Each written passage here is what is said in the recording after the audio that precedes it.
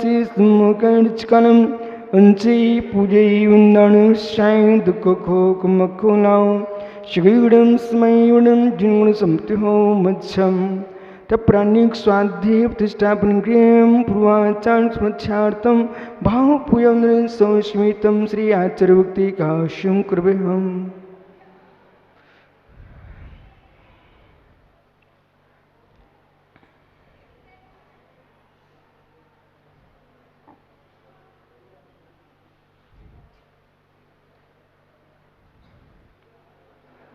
भाई माता जी को बुलाना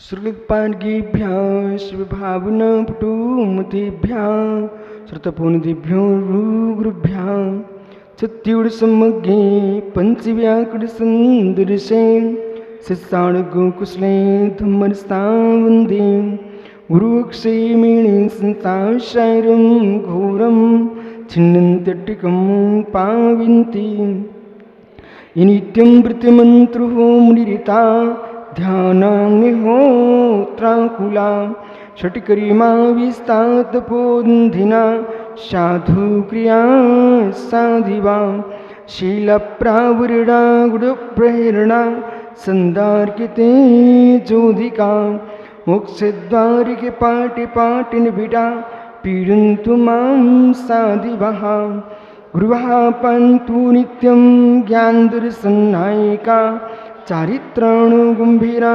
मोक्षमार्गोपदेशका युक्षायवन्ते आर्यभक्ति कांशको कांचलचे सम्राणे समदंशने समजायुतां पंचवाचम आराधि शुद्धनाम दिशुद्धारणं तिरुपाणं सौसाणं षड्चकानं अंचे पूजे वंदान शाय दुखको कमकोलाहो शिवीणं स्मयुणं जिनुड़ समत्यो मच्छम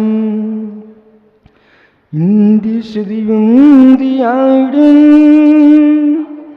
त्यूडे मधुरविसदिवं काडं अन्तातीतगुणानं नमो जिनाडं जिदीपबाडं श्रीजानन्द चैतन्य प्रकाशाय मह्यसे नमोनिकान्ति विश्रांत मौनिपुरिमात्मने दुर्निवारणीयाणीक भ्रूर्विध्वंसन औषधि स्यात्कार जीविता जिया जेनी सिद्धांत पद्धति संवेदन सिद्धाय जिनाय परिमात्मने शुद्ध जीवास्तिकायाय नित्यानंद चिदे नमः नमो रियन्ताडं नमो सिद्धाणं नमो आर्याणं नमो अज्जायाणं नमो लोय सौविसावूढं पंच परमेष्टि भगवानी की परम पूज्य आचार्य भगवान कुंद कुंद स्वामी की परम पूज्य आचार्य भगवान अमृतचंद्र स्वामी की परम पूज्य आचार्य भगवान जयसेन स्वामी की परम पूज्य आचार्य विराट सागर मुनि महाराज की अहिंसामय विश्व धर्म की आचार्य गुरुवर विशुद्ध सागर जी महाराज की विष धर के विष को नष्ट किया। केंचुली निकालना ये निरस बनानी है। केंचुली निकाल देना सर्प का निर्विष बनानी है। जहर निकाली तो निर्विष है। वस्त्र उतारना माँ दिगंबर धर्म नहीं है। वासनाएं निकालना दिगंबर धर्म है।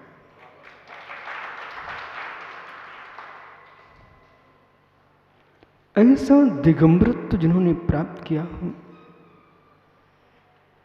वे योगेश्वर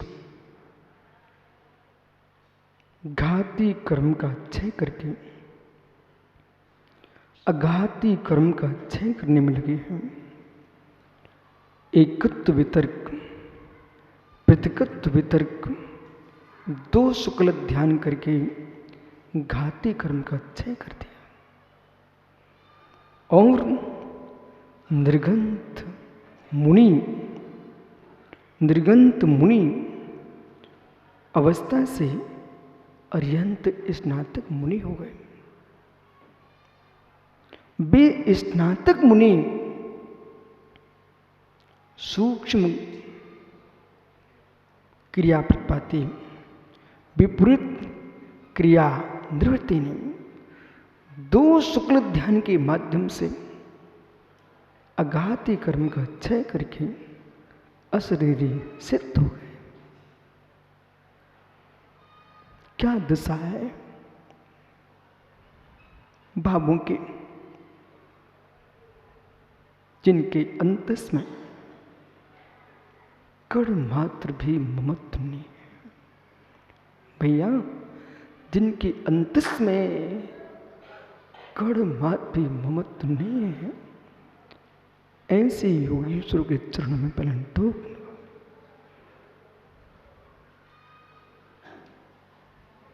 आचार्य योगेंद्र देव स्वामी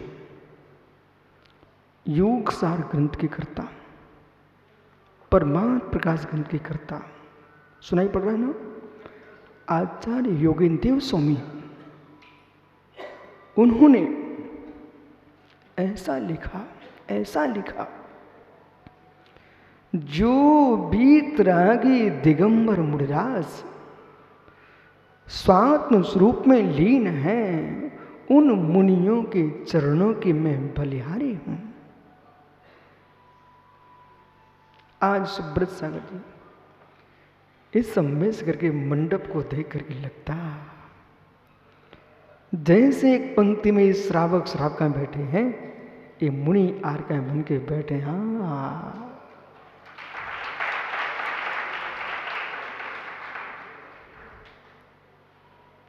अपनी आंखों में ये तस्वीर खींच के जरूर लेके घर जाना कि कभी हम भी सम्मेय शिखर में सिद्धों की भूमि पर शिविर में बैठे थे सिद्ध बनने के लिए।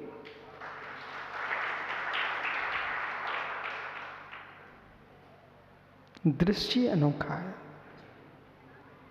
ऐसा लगता है ऊपर भी लोगों को बैठना पड़ेगा। मित्र, ऊपर भी बैठना पड़ेगा? नहीं, ऊपर ही बैठना है। आप कहां भूल गए? आप भवन के ऊपर ही बैठना है, ऊपर ही बैठना है। इसलिए यहां जैसे स्वामी पुनः कुछ कह रहे हैं। शिष्य ने कल प्रश्न किया था, बनते, हे भगवान,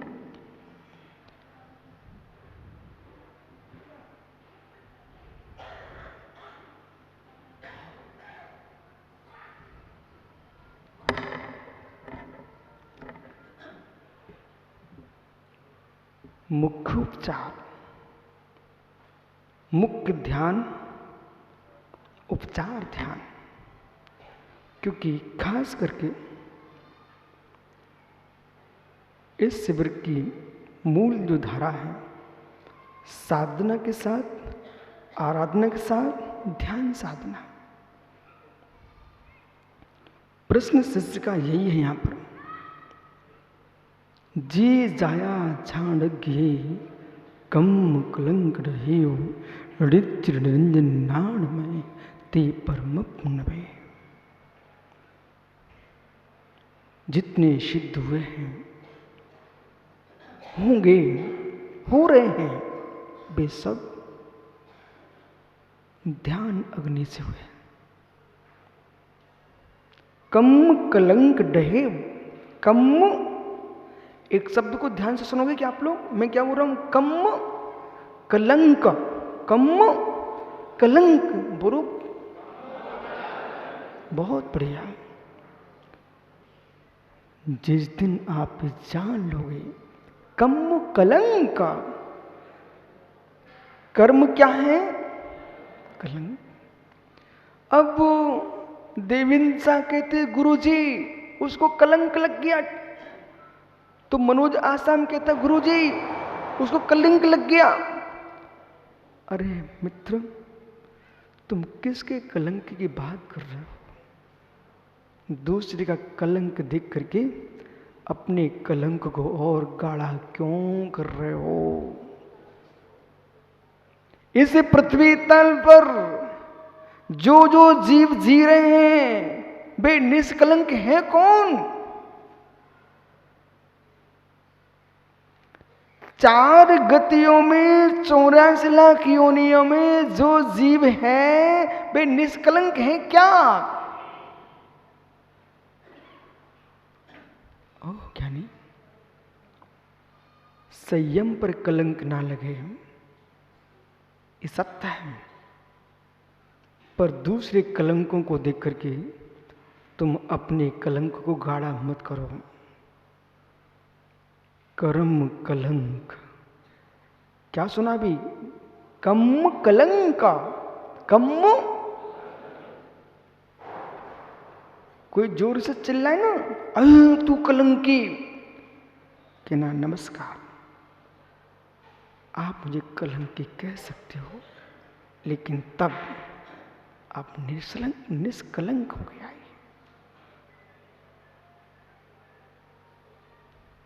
निष्कलंक कौन है? एकमात्र सिद्ध भगवान। निष्कलंक कौन है? एकमात्र सिद्ध भगवान, जो कर्म कलंक से रहित है। भैया, एक व्यक्ति आया सम्मेद शिखर, भगवान चंदाप्रभु स्वामी पुष्धन स्वामी के श्री पाद में कहते हैं, हे स्वामी मेरी ख्याति फैल जाए। अरे बालक,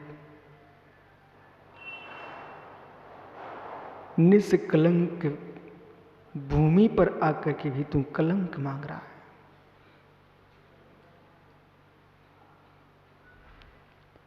हे नाथ, मेरा यश फैल जाए। अभी तुमने धर्म को ही नहीं समझा। 3 लोक के नाथ के चरणों में कलंक मांगने आए हो। ये कलंक तो तुम्हारे घर में मिल जाता। न यश मांगो, न अपयश मांगो, न सुंदर शरीर मांगो, न संपत्ति मांगो। मांग सको तो प्रभु से कहो, प्रभु मेरा कर्म कलंक नष्ट हो जाए। क्या मांगा? दुकान मिल जाए, मकान मिल जाए, खेत मिल जाए, क्यारियां मिल जाए, क्या मांगा बेटा? कर्म कलंक। कम से कम यहां तो निष्कलंक होने की बात करो। अब सोचो भीतर अपने, आज तक तुमने प्रभु के दर्शन किए, निष्कलंक होने का वरदान कब कब मांगा?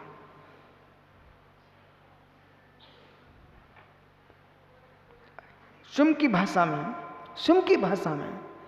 वो तो आपने अंचल क्या पढ़ने, दुख खो कम खो वो लाओ सुगई गणम स्माई वनम, जिन गुण संपत्ति हुई हमें पता ही नहीं तुम कर क्या रहे हो।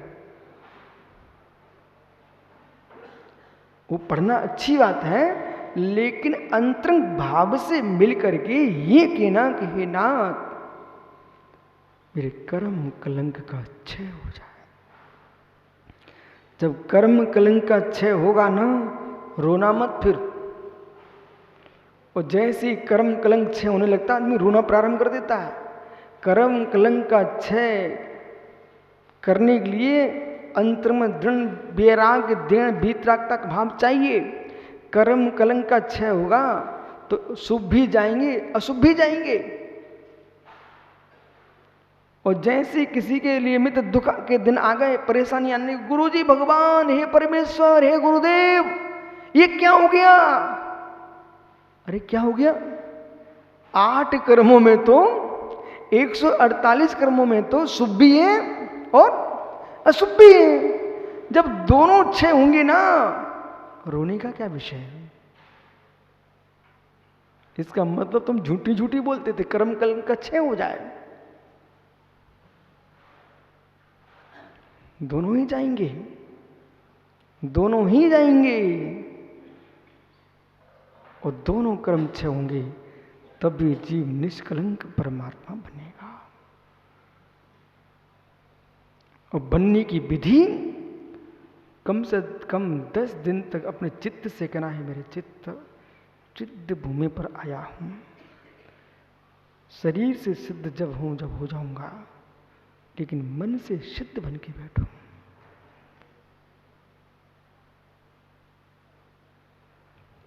इसलिए अत्र शिष्य, शिष्य कहता है, इदम परद्रव्य आलम्बन रहितम